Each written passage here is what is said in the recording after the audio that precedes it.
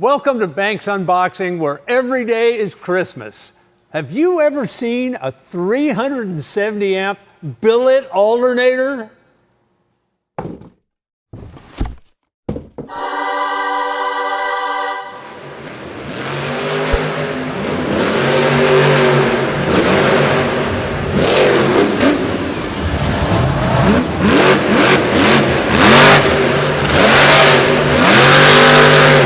So let me take you back in time.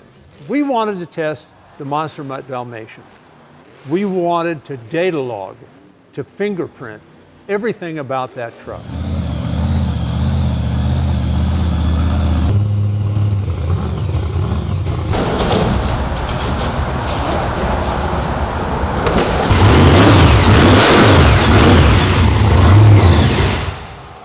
Awesome.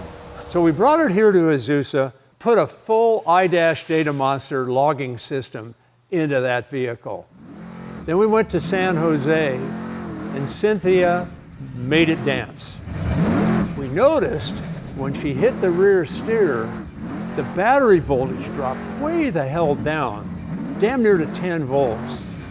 That kind of scared me a bit because I knew if the voltage went too low, our ECU would shut off. Now I know they go dead on fuel injection pulses at about 7 volts. I don't like that lack of headroom because you might have a situation where the batteries are down a bit and she hits the rear steer and it shuts the engine off. One of those real long-term donuts, that electric rear steer is sucking this thing dry.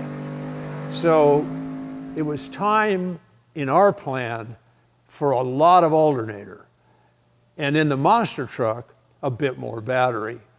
So we called our friends at Mechman in Knoxville, Tennessee. So let's see what the FedEx man has brought us.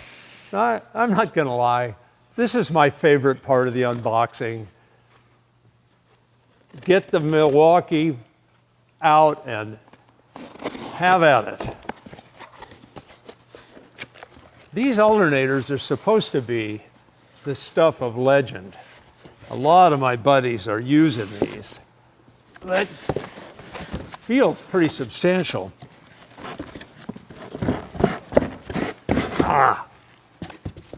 We'll just do a little stress test here. Well, the thing about Mechman is while they make some pretty serious alternators for competition use, they make alternators for everything. And this is cool. Just like we custom build engines, everything at Mechman is custom built and tested right in their shop in Knoxville, Tennessee. Where the hell do I open this thing? I think I got it. There we go. It's pretty hard to outsmart a clever old man. Aha! Look at that. Not only is it a billet housing, but they've CNC'd the lettering into the housing. I love that little trick. Ah. Man, this is a hefty little rascal here. Okay, here we go.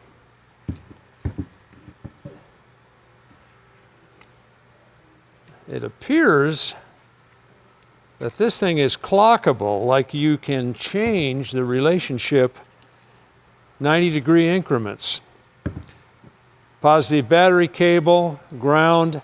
Man, these are some significant terminals on this rascal. This is a serious piece. So what's the backstory on Mechman?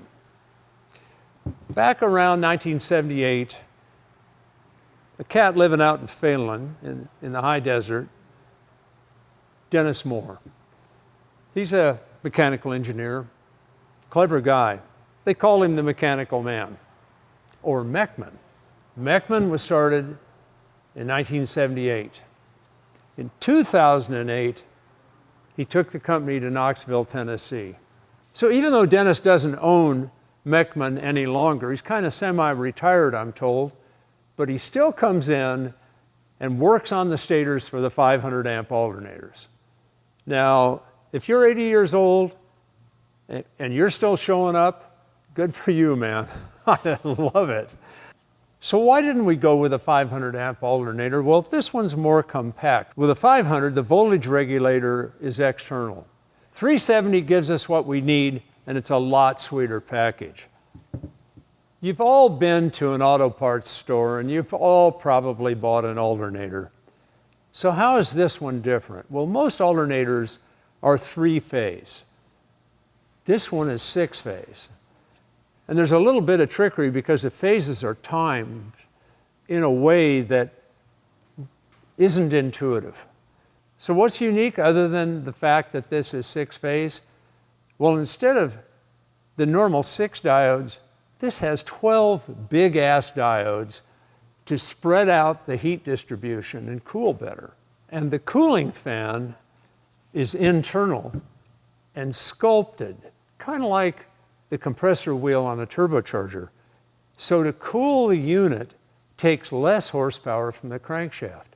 Secondly, the 6-phase operation per amp out requires less horsepower per amp produced as well. So better fuel economy with one of these things. So you might ask, it's a 370 amp alternator. Why doesn't it pull more horsepower? How can it pull less horsepower? Well, alternators are regulated. So although it might have a 370 amp maximum capacity, the power pulled off the crankshaft will only be the power required to make the amperage you need. So it won't pull any more under a given amperage load than a much smaller alternator under the same load. So what about RPM? What about the pulley ratio from the crankshaft pulley to the alternator pulley? So let's say the pulley on the crankshaft is 6 inches in diameter and the pulley on the alternator is 2 inches in diameter. That gives you a ratio, 6 inches divided by 2 inches. In other words, the drive pulley divided by the driven pulley of 3 to 1. So every revolution of the crankshaft turns the alternator 3 times. At an idle speed of 600 RPM, times 3 would give you 1800 RPM alternator. That's kind of a baseline speed for alternators. They like to idle at 1800 to 2000 RPM, and at that speed, they're just getting with the program. This alternator puts out 50 amps at 1800 shaft speed. It puts out 180 amps at 2200 shaft speed. So you can just see this thing coming to life. And by 6,000 RPM shaft speed, it's at 370 amps, and it'll go all the way to 20,000 RPM. You can't say that for a lot of alternators. 20,000 RPM is buzzing the snot out of one of these things. Let's go back to the graph for a second. In a diesel application where you might have a maximum RPM of 3,000, in a 3-to-1 situation, you'd be at 9,000 RPM alternator. So you're well into the full output, 370 amps, that this alternator is capable of. Now, mind you, that's the peak output the alternator is capable of. That doesn't mean it's doing it. It's a regulated, demand-oriented system. The regulator outputs what is demanded and nothing more. Let's say you've got it on a gasoline V8 and you're turning at 6,000 RPM. Once again, with a 3-to-1 pulley ratio, that's 18,000 alternator. So you're well within the range of the alternator. The whole idea here is you set up the pulley ratio to keep you between nominally 1,800 RPM and 20,000 RPM. Now we're going to start talking about the cabling. Now, the charging cable, I'm used to, like on my 63 Corvette, it was like a number 10 wire. This looks like 1/0 or maybe 2/0 battery cable. And here's the wake-up call for all of us. This is the battery negative cable. That's just another way of saying the ground cable. They've put a boss on the body of the alternator for an actual ground cable to run all the way back to the battery. They're not depending on grounding through the mounting bracket or some jive like that, where you might have paint or where you hook down to the frame and the engine to frame might be corroded. None of that. If this thing's going to work, the electricity has to go full circle. If you have a 1-aught or a 2-aught CCA, which is copper-coated aluminum cable, that'll work too. They do recommend a 1-aught. And if you look on a wire gauge chart and you look at what a number 10 looks like and what a 1-aught or a 2-aught looks like, this is a serious alternator by comparison to what most hot rodders are used to.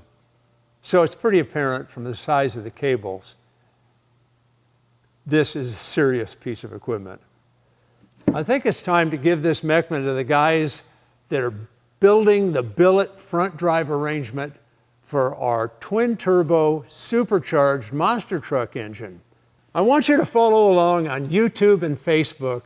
This is going to be a great project.